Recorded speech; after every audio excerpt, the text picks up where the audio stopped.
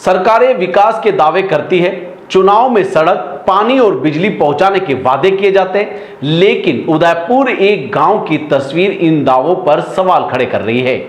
बड़गांव पंचायत समिति की कतार ग्राम पंचायत के पहली भागल में सड़क नहीं बनने से परेशान ग्रामीणों ने आखिरकार खुद ही चंदा जुटाया और श्रमदान किया और अपने ही रास्ता तैयार कर लिया। सवाल यह है कि जो काम सरकार और जनप्रतिनिधियों का करना था, अब आम लोगों को क्यों करना पड़ रहा है।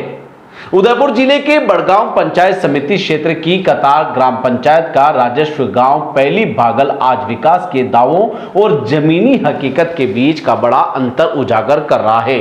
यह करीब 35 से अधिक आदिवासी परिवार वर्षों से सड़क जैसी बुनियादी सुविधा का इंतजार कर रहे हैं, लेकिन जिम्मेदार विभागों और जनप्रतिनिधियों की ओर से कोई ठोस पहल नहीं की गई। ग्रामीणों का कहना है कि उन्होंने कई बार विधायक, सांसद, सरपंच और प्रशासनिक अधिकारियों को ज्ञापन देकर सड़क निर्माण का मांग की है।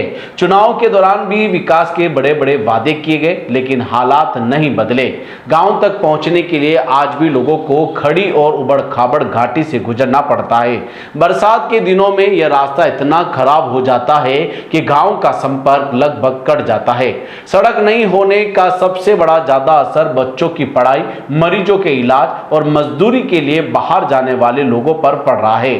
ग्रामीण बताते हैं कि कई बार मोटरसाइकिल को घाटी में चढ़ाने के लिए पीछे से धक्का लगाना पड़ता है। बरसात में फिसलन और कीचड़ के कारण हालात और भी बदतर होते जाते हैं।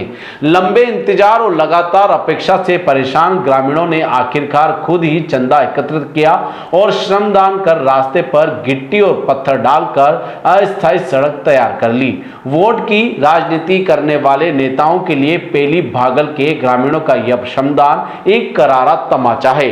मतदान से ठीक पहले जो नेता गांव की चौपालों पर नाक रगड़ते हैं और विकास की गारंटी देते हैं, वे चुनाव जीतते की जनता को मरने के लिए बेसहारा छोड़ देते हैं। अगर देश की आज़ादी के इतने सालों बाद भी एक गरीब और आदिवासी बाहुल्य गांव को अपने पैसों से सड़क बनानी पड़ रही है, तो सरकार के ग्रामीण विकास के तमाम बजट और दावे सिर्फ कागजी और खोखले साबित होते हैं।